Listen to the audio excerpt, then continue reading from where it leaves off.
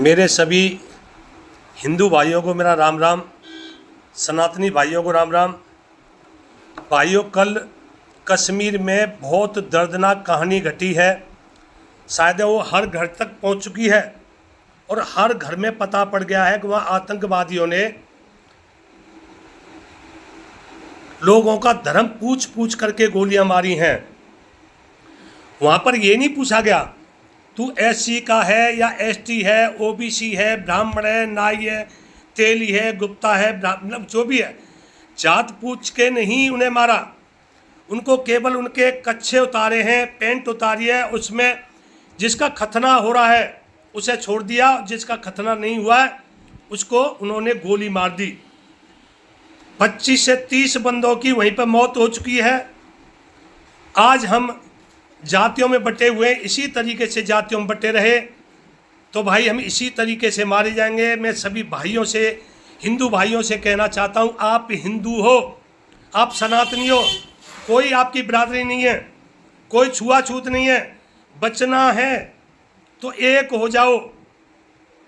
कोई एससी नहीं है, कोई ओबीसी नहीं है, कोई जाट नहीं, कोई ब्राह्मण नहीं, कोई बनिया नहीं। अगर आप जातियों में बटे रहोगे तो आपका ही ऐसा नरसंहार होता रहेगा। ये लोग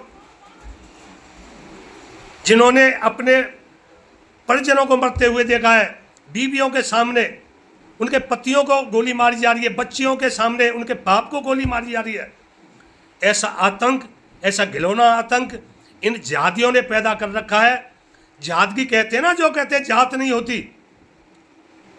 जितने भी चैनल पे बोलते हैं, कोई कांग्रेसी है, चाहे ओवैसी है, अदर बहुत आते हैं, चाहे मुलायम सिंह का लड़का है, वो कहता है कोई जात नहीं होती, जात होती है जातियों की, वो होती है मुसलमान। अगर मुसलमान अपने कटे हुए जिसके खतना हो रहा है उसे गोली मारते तो हम जानते हैं कि जात नहीं होती, धर्म नहीं होता। ये जात भी मानते हैं, धर्म भी मानते हैं। इसलिए मेरे भाइयों, आपसे मैं हाथ जोड़ करके निवेदन करता हूं। मैं चौधरी बनी सिंह प्रधान, सेक्टर 37 रोहिणी से बोल रहा हूं, दिल्ली से। इस घटना को देखने के बाद मेरा एक खून खोल रहा है। मैं क्या करूं, मैं ये नहीं अपने आप को जान पा रहा।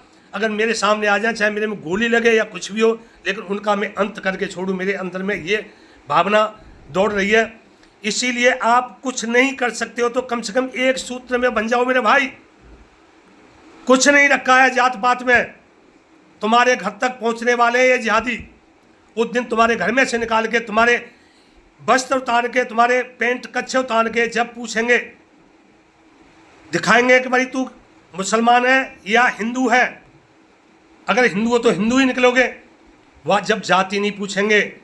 इसलिए भाइयों, एक होने का समय आ गया है। मोदी जी का साथ दो, अमित शाह का साथ दो, शिवसेना का साथ दो। हमारे बाला साहब ठाकरे जब तक रहे, जब तक इतना बड़ा कोई हादसा नहीं हुआ। अब हमारी अमरनाथ यात्रा स्टार्ट होने वाली है।